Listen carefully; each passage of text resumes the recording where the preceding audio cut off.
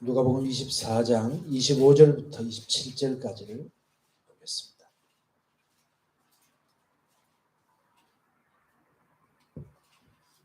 제가 말씀 읽어드리겠습니다.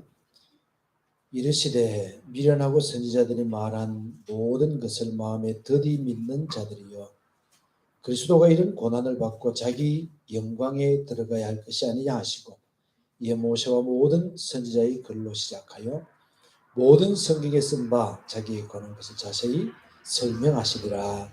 아멘.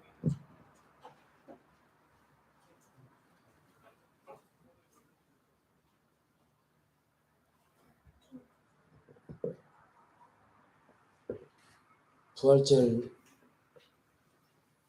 설교를 준비하면서 참 이렇게 설교라고 하는 것이 참 쉬운데도 굉장히 좀 어렵구나라는 생각을 좀 많이 했습니다.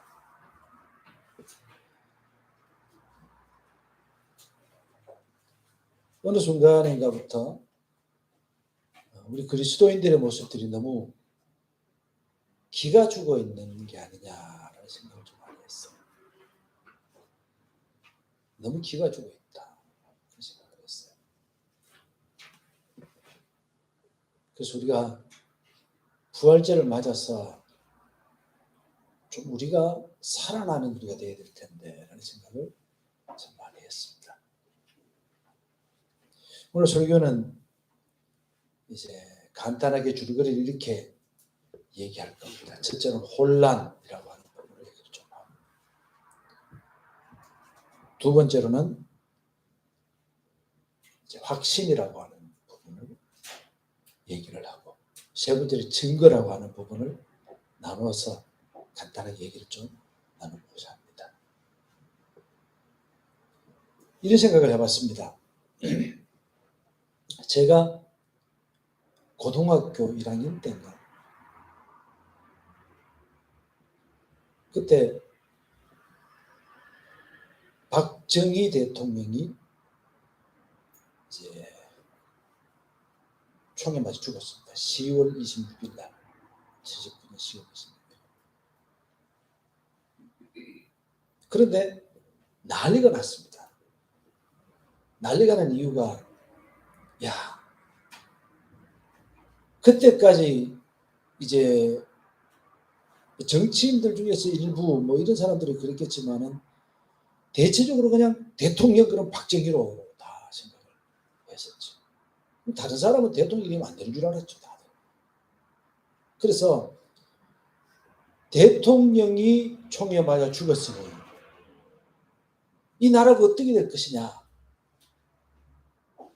그래서 굉장한 혼란이 그때 당시에 있었습니다.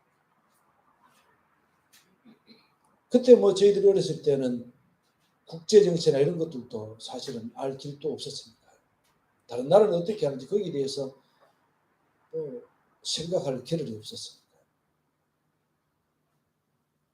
그런데 그가 죽고 나니까 또 어떻게 중간에 쿠데타도 일어나고 뭐 이런저런 혼란한 상황이 있었지만은 그래도 박정희라고 하는 인물은 딱 거기까지더라고요. 죽고 나니까 딱 정리가 되더라고요. 죽고 나니까 정리가 돼요. 우리 주변에도 그런 경우가 많이 있을 겁니다. 우리나라에는 전직 대통령이 자살한 사건도 있었고, 서울시장 했던 분이 자살하는 사건도 있었고, 이런 일도 있었지만 그분들이 죽으니까 거기에서 다 끝나버립니다. 끝나버립니다. 저 혼자서 재미있는 생각을 해봤어요. 예수님이 부활하지 않았다면 어떻게 됐을까? 아마 잠잠해졌을 겁니다. 성경에 보면 예수님이 십자가에서 운명하신 모습을 보고 여인들과 그것을 광경을 쳐다보고 또 어떤 기대를 가지고 혹시라도 저분이 십자가에서 내려오지 않을까 이런 기대를 했는 사람도 있지 않겠어요? 근데 가슴을 두드리면서 돌아갔습니다. 가슴을 두드리면서 돌아갔지만은 거기에서 이제 끝나는 거예요. 야, 그의 장사 진행과 함께 우리의 모든 기대, 우리의 모든 꿈, 이것도 이제 자리 정리가 되는 거죠. 예수님 부활하지 않았단 말이죠. 그리고 그 뜻을 이어받아서 지금 제가 얘기하는 거는 그 예수님이 부활하지 않았다면 어떤 일이 일어났을 것인가, 제가 혼자 상상해 본 거예요. 상상은 자유잖아요. 제 상상에 저 혼자 상상했는 거니까 누군가가 저한테 전화도 안 했잖아요. 그러니까 저 혼자 상상해 본 겁니다. 그러면 그 뜻을 이어받은 사람들이 아름아름 모여서 우리가 그분을 기리세, 그러면서 무덤을 찾아가는 사람도 있을 거고, 그분이 어떻게 했더라 그러면서 예수님이 가난한 사람의 친구가 되고 병든 사람을 도와주고 했던 그런 것들을 보면서, 야, 우리가 그 뜻을 이어받아서 우리 이렇게 하자, 그러면서 그런 운동이 일어났을 수도 있다고 생각합니다. 그런 운동이 일어났을 거예요.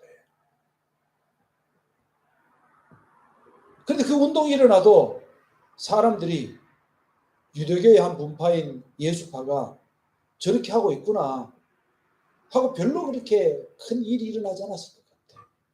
그리고 아마 그것이 하나의 종교가 되어서 지금까지 이어져 온다면 마치 불교처럼, 동양의 종교처럼, 그것은 어떤 도덕적인 뭔가, 철학적인 뭔가를 던져주긴 했어도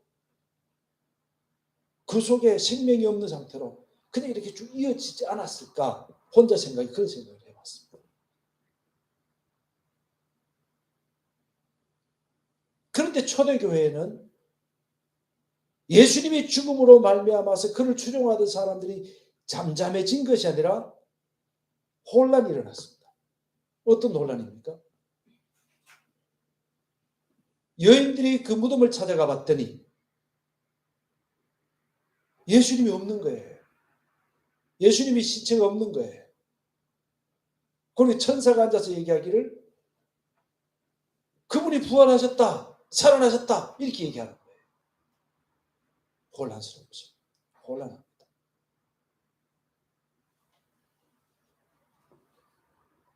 박정희 대통령이 죽었다. 그런데 몇몇 사람들이 그가 살아났다. 혼란하죠. 혼란하죠. 박원순 씨가 살아났다. 혼란한 게, 무덤을 파가지고 사람들 모를 때 무덤을 파가 이장했는 것도 혼란스러운데 살아났다 그러면 얼마나 더 혼란스럽겠어요. 그 혼란이 그 속에서 일어나기 시작합니다.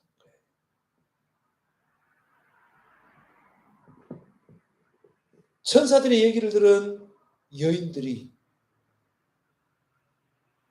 예수님이 살아났다는 사실을 천사들로부터 이야기를 듣고 모인 제자들과 그리고 함께했던 사람들이 얘기해 때 사람들 속에서는 갑론을박하면서 과연 그럴까? 아닐 거야? 얘기를 하면서 큰 혼란이 일어나기 시작했습니다. 그리고 오늘 읽은 말씀 속에 보면, 그 앞에서부터 보면 그들 중에 있던 두 제자가 엠마오라고 하는 마을로 내려가고 있었습니다. 예루살렘에서 엠마오까지는 약 한 11km 정도 된다고 합니다. 11km, 부지런히 걸으면 한 3시간 거리 정도 되죠. 3시간 거리. 군대 가면은 1시간에 1km 걷잖아요. 50분 걷고 10분 쉬고 이렇게 하잖아요. 그죠? 그러니까 한 3시간 거리 정도 될 겁니다. 11km 정도를 걸어가는 중에 두 사람이 얘기를 했겠죠. 야, 그 얘기가 진짜인가 가짜인가. 천사를 봤다니까, 천사가 그런 얘기를 했다니까 사실이겠지. 또 다른 사람은 설마, 그때 당시만 해도 여자들의 증거는 법정에서도 증거가 채택되지 않았어요. 그래서 리스트로벨이라고 하는 분이 그 미국의 법원 출입 기자였는데 이분이 예수를 안 믿는 사람이었어요. 안 믿는 사람인데 예수의 부활이 가짜라는 것을 증명하기 위해서 신학자들을 찾아가면서 막 인터뷰를 쓴 책이 있는데 특종 믿음 사건 그건가 책정을 정확히 모르겠네요. 그 책에 보면 그런 얘기들이 나와요. 근데 그 얘기 속에서 예수님의 부활이 사실적으로 적혔다는 증거 중에 하나가 어떤 거냐 그러면 이런 거예요. 그때 당시 사람들은 여자의 증언은 법정에서 증언으로 채택되지도 않는데도 불구하고 그거를 가짜로 쓴다면 남자가 봤다 이렇게 하는 게 맞지 않느냐. 여자가 봤다 사실대로 기록된 것이다 이렇게 얘기합니다. 또 그 중에 하나가 500여 형제에게 보였다 그러는데 500명이나 되는 사람들에게 이르시 예수님이 보이셨거든요. 또 성경에 보면 이름들이 막 나와 있는데 그렇잖아요. 사람들이 보면 가짜일 경우에 500명 중에 거짓말 하지 마라 이렇게 얘기하는 사람이 나왔을 텐데 그런 사람이 한 명도 없다는 거예요. 그래서 그런 것들을 되돌아가면서 이제 유추해서 쓴 책이 바로 특종 믿음 사건 뭐 이런 건데 참 그 책을 재미있게 읽었던 기억이 있습니다. 근데 어쨌든 그 여인들이 얘기하는 것을 어떻게 믿어? 뭐 이런 얘기도 나왔겠죠. 그렇게 얘기하는 중에 길을 가는데 어떤 한 사람이 그와 동행했습니다. 동행하면서 이 두 사람이 하도 감론을박하니까 당신들 지금 무슨 얘기를 하고 그렇게 나누고 있어? 라고 물었더니 이 두 사람이 예수님을 쳐다보고 옆에 있는 분이 같이 간 분이 예수님이잖아요. 예수님을 쳐다보면서 당신은 예루살렘에 우거하면서 근일에 일어났던 그 사건을 모릅니까? 모르는데요? 하고 얘기를 하니까 예수님에 대한 얘기를 하는 거죠. 그분은 하나님과 사람 앞에 일과 능력, 그러니까 말과 일에 아주 능한 분이었다. 우리는 그가 이스라엘을 구원해 줄 메시아로 알았는데 그가 십자가에 못 박혀 돌아가셨다. 그런데 그때 당시만 해도 이스라엘 역사를 보면 이스라엘 사람들이 이분은 메시아다라고 여겼던 사람들이 좀 있어요. 그런 사람들 중에서 다 죽어갔어. 다 죽어갔기 때문에 아마 그들의 정신적인 뭐랄까요 사상이나 이런 것들을 계승하려고 하는 그런 움직임도 있었겠지. 그런데 그들이 기대를 했는데 예수님이 죽고 없어졌다 이 얘기예요. 그런데 그분이 살아났다는 이야기를 여인들이 했기 때문에 우리가 이렇게 혼란 속에 있어서 그 얘기를 나누고 있다 이런 얘기를 하게 되는 거죠. 그때 예수님께서 하신 말씀 오늘 읽었던 그 말씀이에요. 미련하고 선지자들이 말한 모든 것을 마음에 더디 믿는 자들이요. 게으르게 믿는다는 얘기예요. 안 믿고 싶어가지고 그런 거 있죠. 안 믿고 싶어가지고 미루는 상태. 더디 믿는 자들. 그리스도가 이런 고난을 받고 자기 영광에 들어가야 할 것이 아니냐 하면서 예수님께서 이들을 책망하십니다. 이들은 예수님의 제자였기 때문에 특히 성경에 글로바라고 하는 사람 이름이 나오죠. 근데 이 사람의 정확한 이름을 다른 12제자 중에 한 명이 아니었겠느냐 이렇게 상상하는 사람들이 있어요. 그러니까 추측하는 사람들이 있어서 정확하게 누군지는 몰라요. 이름만 나와 있기 때문에 아는데 예수님의 제자로서 예수님을 따라다니면서 그렇게 배웠던 사람들인데 예수님 이런 말씀이에요. 내가 그동안 가르쳐왔고 특히 고난받기 직전에 예수님께서 뭐라 그랬어요? 내가 죽고 살아나거든. 갈릴리에서 보자. 예수님이 살아난다고 말씀하셨잖아요. 그런데 제자들은 어디에 내가 죽고 내가 고난 다 받아서 죽고라고 하는 그 말에 초점을 맞추다 보니까 살아난다는 말에 관심을 안 둔 상태였겠지. 그것이 허탄한 듯 들렸겠지.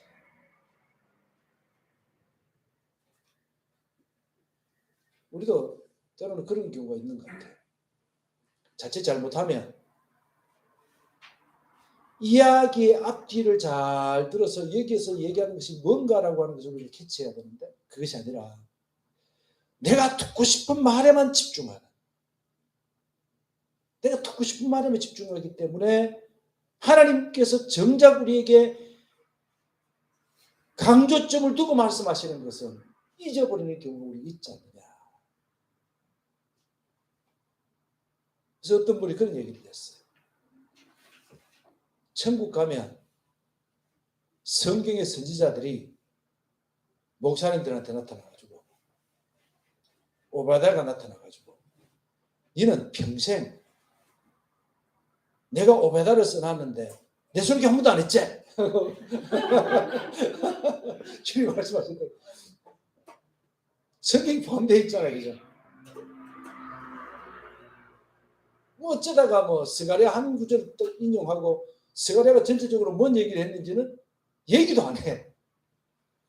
그 책만 듣기 싫어가지고 이제 성경을 처음부터 끝까지 차근차근 배우는 중이에요. 그죠?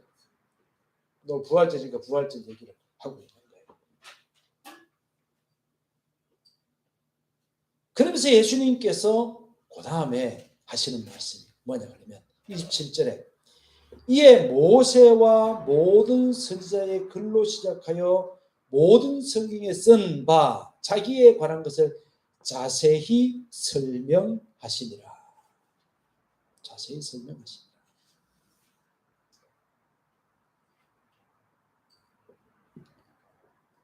여러분 이렇게 금방 읽었던 이 말씀 속에서 모세와 모든 선지자의 글로 시작하여 모든 성경에 쓴 바 자기에 관한 것을 자세히 설명하시니라. 그러면은 우리 머릿속에 팍팍 떠오르는 게 있어요. 구약에서 예수님에 대해서 무엇을 얘기하셨다라고 하는 것을 팍 떠오르는 게 있어요. 적어도 한두 가지 정도는 머릿속에 떠올라야 돼요. 그게 안 떠오르시면은 그 책임이 여러분들의 책임이 아니라 제 책임이에요. 내가 못 가르쳤어요. 안 떠올랐죠. 솔직하게 얘기해 보세요. 아이고, 내 탓입니다. 제가 못 가르쳤어요. 그래요. 제가 앞으로 더 잘 이렇게 가르쳐 볼게요. 예를 들어서 창세기 3장 15절에 여자의 후손이 뱀의 머리를 상하게 할 것이요 라는 구절이 나오죠. 제가 지난번에 이미 말씀드렸지만 여자의 후손, 이스라엘 사람들은 우리나라처럼 족보를 남성 중심으로 세우죠. 그래서 아브라함이 이삭을 낳고 이삭이 야곱을 낳고 이렇게 얘기하잖아요. 그죠? 어쩌다가 한 여인이 등장을 하는데 그 여인들은 생뚱맞게도 이방 여인들이었고 또 바세바 같은 경우는 헷 사람 우리야, 헷 사람도 이스라엘 정통 혈통은 아니었습니다. 어쨌든 뭐 그런 이름들 등장할 때 하여튼 좀 정상적인 여인 아내의 이름들은 잘 등장하지 않지. 다 남성 중심의 그런 계보였죠. 그런데 예수님에 대해서 얘기할 때에 여자의 후손이라고 얘기해요. 히브리서 말씀 속에 보면 예수님에 대해서 얘기하면서 우리와 동일한 육체를 가지고 동일한 고난을 받으셨지만 뭐는 없다 그랬어요? 뭐가 없어요? 큰일 좀 하세요. 뭐가 없어요? 죄. 그렇죠. 죄. 죄가 없다. 예수님은 죄가 없어요. 왜 죄가 없으실까요? 아담으로부터 이어져 내려오는 그 혈통은 모두 다 죄를 짓는 거예요. 여러분들이 만약에 인간 아버지와 인간 엄마에게서 태어난 사람이 아니라면 여러분 죄가 없을 수 있어요. 우리 다 그렇게 태어났잖아요. 사실 다 죄가 있는 거예요. 죄의 유전이라고 하는 거죠. 그런데 마태복음 1장에 보면 예수님에 대해서 얘기할 때 예수님이 성령으로 잉태됐다고 얘기를 하시죠. 그죠? 성령으로 잉태된 분이기 때문에 그분은 죄가 없는 거예요. 죄가 없으시기 때문에 우리 죄를 용서하시기 위하여 대신 십자가를 지셔주는 거예요. 내가 죄 지은 것이 있는데 다른 사람의 죄를 담당한다? 말이 안 되는 거예요. 죄가 없으신 주님께서만이 우리 죄를 용서할 수 있는 거예요. 이런 것들을 구약에서 예수님이 가르쳐 얘기하는 거예요. 뭐 여러 가지 얘기들이 많이 있습니다. 뭐 우리가 가슴을 뜨겁게 하는 여러 가지 말씀들이 많은데 특히 우리가 이사야 7장 14절에 보면 처녀가 잉타하여 아들을 낳을 것이요. 그죠? 그 이름을 임마누엘이라 하리라. 신약 성경에 어디 나와요? 어디 나와요? 마태복음 1장에 나오죠. 이사야 9장 6절에 보면 이는 한 아기가 우리에게 낳고 한 아들을 우리에게 주신 바 되었는데 그의 어깨는 정사를 메었고 그의 이름은 기묘자라 모사라 전능하신 하나님이라 영존하시는 아버지라 평강의 왕이라 할 것입니다. 예수님에 대해서 쭉 얘기를 해요. 이사야 54장에 보면 그가 상함은 우리의 허물 때문이요. 또 뭐죠? 뭐 그렇게 하면서 예수님께서 우리를 위해서 고난당하실 것에 대해서 얘기를 하고 있습니다. 미가서 5장 2절에 보면 예수님이 태어나신 곳이 어디예요? 베들레헴이죠. 베들레헴. 미가서 5장 2절에 보면 그러나 너 베들레헴 에브라다야 너는 유다 족속들 중에 가장 작은 마을이지만 내게서 이스라엘 다스릴 지도자가 나를 위해 나올 것이다. 그의 근본은 아주 먼 옛날로부터 왔다 그러면서 예수님이 영원성에 대해서 얘기하고 있죠. 뭐 이런 얘기들. 성경은 이렇게 많은 부분을 지금 그 얘기를 할 그게 이제 시간이 아니기 때문에 간단히 얘기를 하려면 이외에도 수많은 예언들, 선지자들의 예언들이나 구약에 나오는 것들이 바로 예수님을 향해서 있었다. 근데 예수님께서 이 강해를 구약 강해를 제 생각에는 11km니까 한 3시간부터 더 걸렸을 수도 있어요. 뭐 얘기하면서 뭐가 그런데 이거는 말이야 그거 얘기를 머물러서도 얘기를 하다 또 가다가 이랬으면 5시간 걸렸을 수도 있고 그죠? 근데 이 기간 11km를 가면서 예수님께서 이 제자들에게 성경을 막 가르쳤어요.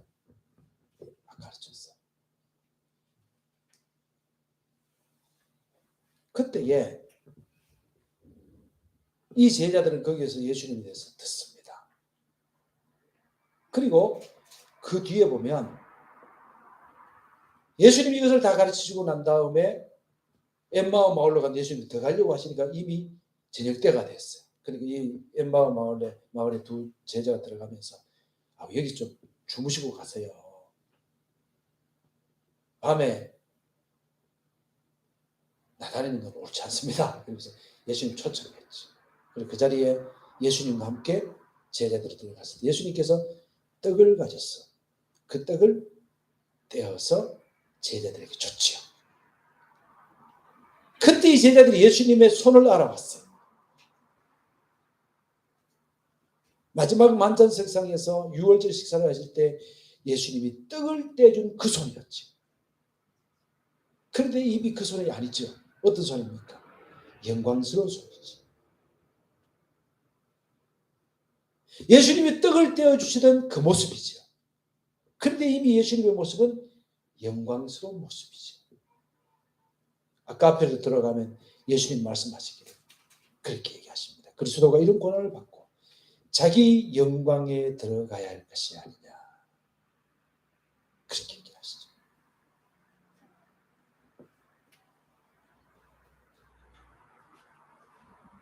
그리고 예수님은 그 자리에서 떠나버리시고 없었습니다.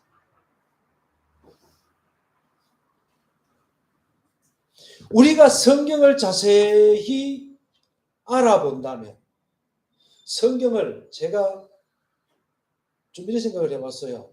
대학을 역사학과를 졸업했으면 참 좋을 뻔했다라는 생각을 하는데,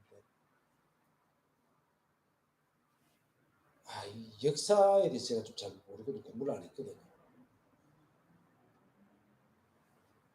그런데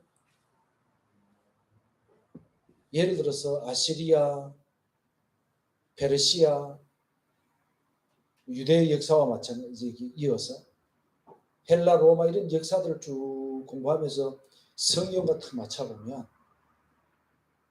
지금도 제가 이제 다니엘서를 아직도 못 끝내고 준비를 하고 있는데 연구를 계속 하고 있어요. 다니엘서를 연구하면서 너무 기가 막히는 거예요. 다니엘이 봤던 환상들과 그 근동 지역에 있었던 그 역사들이 완전히 일치를 해요. 완전히 일치. 기가 막히게 맞아요. 성경을 보다 보면 예수님이 메시아라는 것을 인정할 수밖에 없는, 역사와 매치시켜보면 너무 놀라웁니다. 예수님께서 요한복음 5장 39절에서 이런 얘기를 하십니다. 너희가 성경에서 영생을 얻는 줄로 생각하고 성경을 상고하거니와 이 성경은 곧 나에 대해서 말하는 것이니라. 이때 당시 예수님 말씀하신 성경을 상고할 때 그 성경이라고 하는 것은 구약을 얘기하는 거예요. 구약 성경을 자세히 살펴보면 예수님이 나옵니다. 그것을 그때 당시 역사와 비교를 해보면 들어본 사람이라면 누구든지 이 역사가 예수님 가르친다는 것을 알 수밖에 없고 인정할 수밖에 없습니다. 그런데 이 제자들이 예수님인 것을 알아보고 떡을 떼서 먹고 예수님인 것을 알아보고 난 다음에 둘이 나누는 말씀 무슨 얘기를 했어요? 그분이 우리에게 성경을 가르쳐 주실 때에, 구약을 가르쳐 주실 때 우리 마음이 뜨겁지 아니하더냐. 뜨겁지 아니하더냐. 여러분, 우리가 성경에 대해서 관심을 가지고 집중해서 읽고 알아간다고 하면 우리의 가슴이 뜨거워집니다. 그 사실을 인정하고 뜨거워지고 주님에 대한 열정으로 가득할 수밖에 없어요. 그런데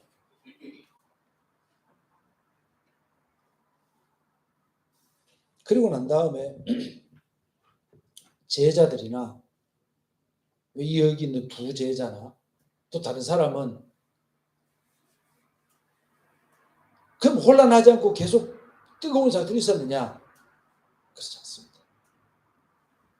예를 들어서 요한복음 21장에 보면 시몬 베드로와 요한 이런 사람들이 어디로 가요? 커피 마시러 갔어요? 갈릴리에 갈릴리 카페에 갔어요. 이게 이단인데.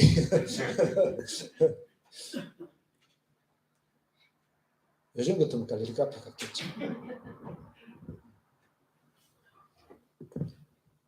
갈릴리에 고기를 잡으러 갔죠.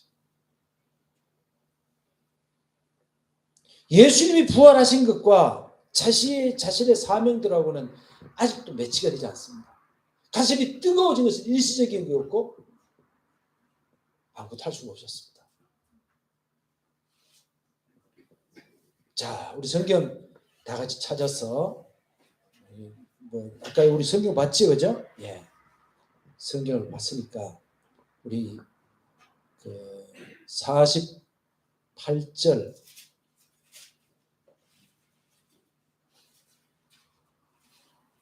49절 다 같이 한번 큰 소리로 다 같이 읽어봅시다. 시작. 너희는 이 모든 일의 증인이라. 볼지어다 내가 내 아버지께서 약속하신 것을 너희에게 보내리니 너희는 위로부터 능력으로 비워질 때까지 이 성에 머물라 하시니라. 아멘. 주님께서는 너희는 이 일의 증인이라. 이 일이 뭐예요? 이 일이라고 하는 것은 예수님의 고난과 예수님의 부활, 구원이에요. 구원. 예수님의 고난과 부활의 증인이다 이렇게 얘기합니다. 주님이 우리를 보고 너희는 증인이다 이렇게 얘기하세요. 너희는 증인이다. 그러면서 주님께서 야 나가봐라 이렇게 얘기하지 않습니다. 우리가 마태복음에 보면 예수님이 12제자를 부르시고 난 다음에 12제자들에게 귀신을 제어하며 능력을 나타내며 병을 고치는 능력을 주십니다. 그리고 나가라. 가서 병든 자를 고치고 귀신을 쫓아내고 주의 말씀을 전하라고 보냅니다. 그때 제자들이 나가가지고 그 능력을 받아가지고 나가서 병든 사람에게 손을 얹으니까 낫고 귀신을 명하니까 도망가고 하나님의 능력을 덧입고 난 다음에 가서 그런 일을 이루었어요. 그전에는 제자들이 가가지고 해가 안 되는 거예요.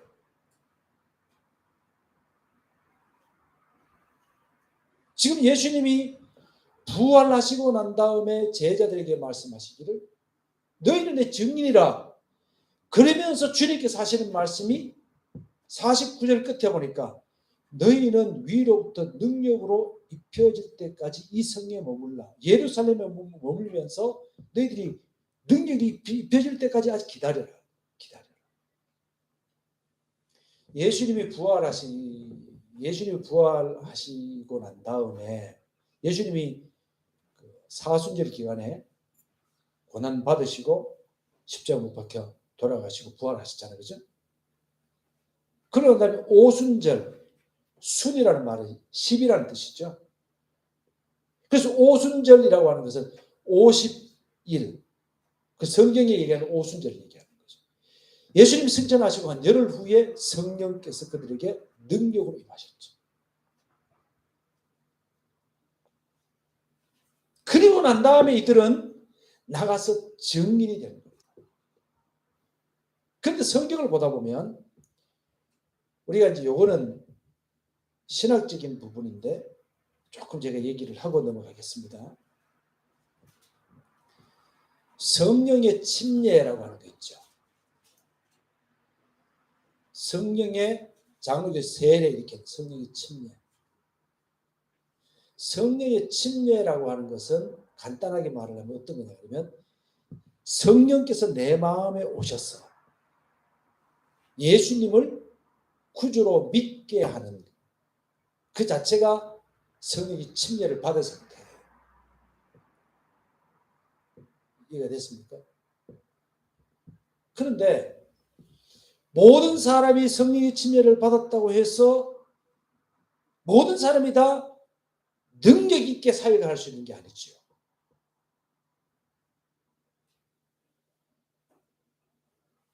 그 다음에는 뭐가 필요하냐 그러면 성령의 충만이라고 표현합니다. 성령의 침례는 우리 평생의 1회입니다. 1회. 한 번 오면 안 나가셔요. 성령님이. 그런데 성령의 충만이라고 하는 것은 반복적인 겁니다. 반복적인 거예요. 그래서 우리가 주님께 복종하고 주님 앞에 기도하고 그랬을 때 우리가 성령이 충만하면 우리가 주님의 능력 따라서 여러 가지 일들을 할 수가 있어요. 그래서 우리는 성령 충만을 위해서 기도해야 됩니다. 늘 성령 충만하면 좋겠지만 우리 신앙이 그러나요? 살다 보면 유혹에 빠질 때도 있고 솔직히 그렇잖아요. 그죠? 나쁜 생각 들 때도 있고 성령 충만하지 못할 때가 많죠. 그래도 어떻게 해야 돼요? 하나님 앞에 집중하고 하나님 앞에 기도하면서 성령 능력을 충만히 받아서 그 다음에 우리가 주님의 증인이 되는 거예요. 예수님에 대해서 얘기하기가 부끄럽다. 성령 충만하지 못한 거죠. 예수님 안 믿는 게 아니고요. 예수님 안 믿는 게 아니에요. 성령님이 안 계신 것이 아니라 성령이 충만하지 못한 거죠. 성령 충만할 때는 어때요? 귀신 들린 사람 봐도 도구가 막 기도할 수 있고 뭐라 그럴 수도 있어요. 겁 안 나요. 근데 성령 충만하지 않으면 귀신 들린 사람이 괜히 있으면은 갔다가 내 머리카락, 내 머리 끄덩이 잡힌 거죠. 이런 걱정하고 앉아서. 실질적으로 그런 거예요. 성령 충만을 받을 수 있도록 우리가 늘 기도하는 하나님의 사람들이 돼야 되죠.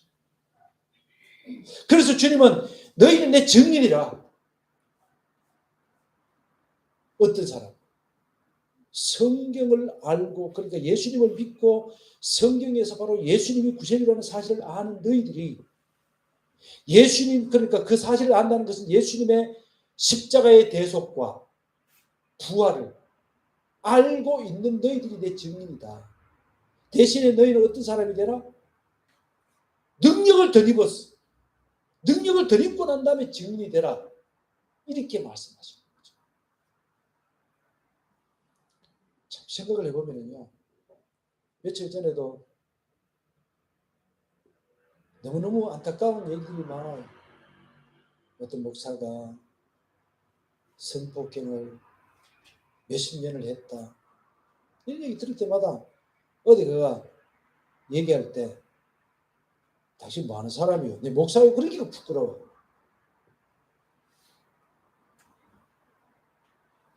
밑에 댓글이 뭘가 달렸나 그러면은 기독교라고 얘기하죠. 개독교라고 그러면서 그런 너무 많습니다. 복음의 길을 다 막아놓습니다.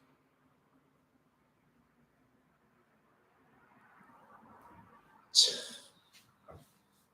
너무 힘든 시대에 우리가 살고 있어요. 세상의 주님을 인정하지 않더라도 정말 순수하게 주님을 믿었던 과거의 사람들은 어디 가서 예수님을 얘기하는데도 안 부끄러워합니다. 교회가 이렇게 많고 예수님 믿는 사업가들도 그렇게 많고 그런데도 불구하고 예수님 얘기하기가 부끄러운 시대가 되어버렸어요.